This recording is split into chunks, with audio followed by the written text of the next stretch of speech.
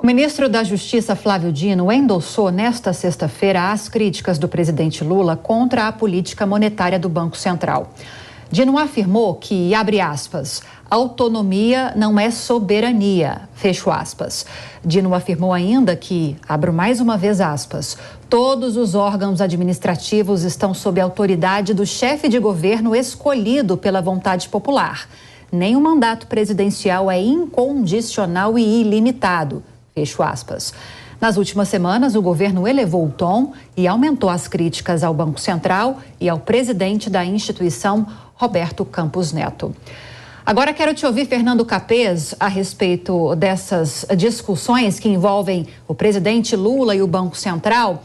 E nós mostramos mais cedo por meio do Rodrigo Viga, nosso repórter no Rio de Janeiro, que há então fortemente já essa possibilidade de ser implementada esse pequeno aumento, de ser implementado esse pequeno aumento na meta de inflação.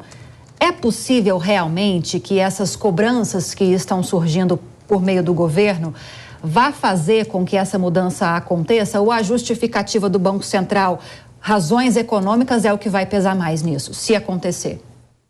Olha, evidentemente são razões econômicas que determinam a fixação da taxa de juros.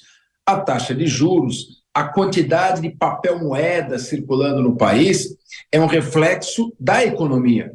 Não existe uma varinha mágica que mexe na economia e resolve os problemas. Se tinta no papel pudesse resolver o problema, era muito fácil. Nós já vimos no passado que esses planos heterodoxos, milagrosos, tabelamento de preço, eu cito o plano cruzado na década de 80, não funcionam. E é claro, me parece, eu acho e tenho quase certeza, que o presidente não vai mexer na autonomia do Banco Central, está regulado por leis aprovada pelo Congresso Nacional, ele não tem base parlamentar para fazer isso.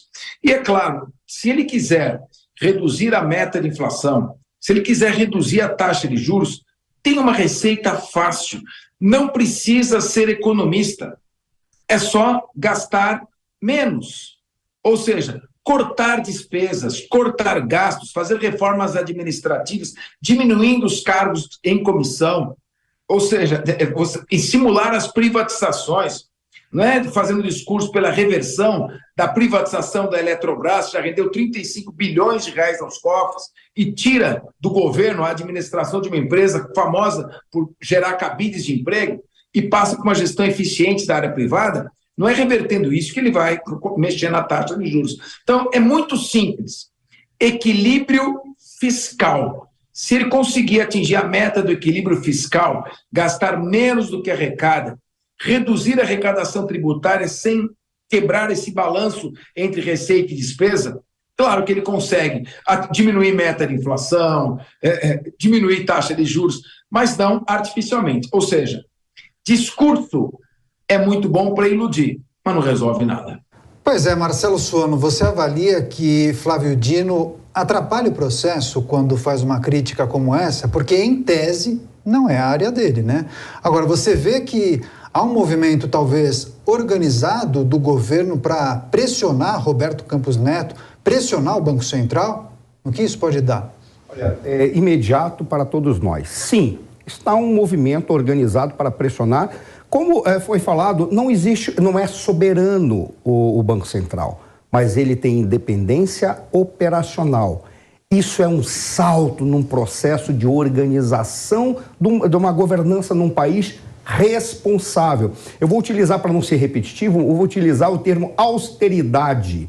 É isso que faz com que haja saúde da nossa moeda. Austeridade por parte do governo. É muito curioso que quando Sua Excelência, o ministro Flávio Dino, faz uma manifestação desta natureza, ele traz para todos nós a ideia de que o governo precisa, de alguma maneira, arranjar recursos para cumprir as suas promessas, não de campanha, mas de coligação. Fernando Capês foi muito preciso quando ele disse que é reduzir os gastos, exatamente, e não tem como reduzir os gastos se você não enxugar a máquina, se você não for austero. Aí é que está a questão. Como não tem como ser austero, está pressionando o Banco Central. Eu só tenho a parabenizar o presidente do Banco Central pelas manifestações e pela resiliência em não permitir que haja interferência política em algo que é basicamente técnico.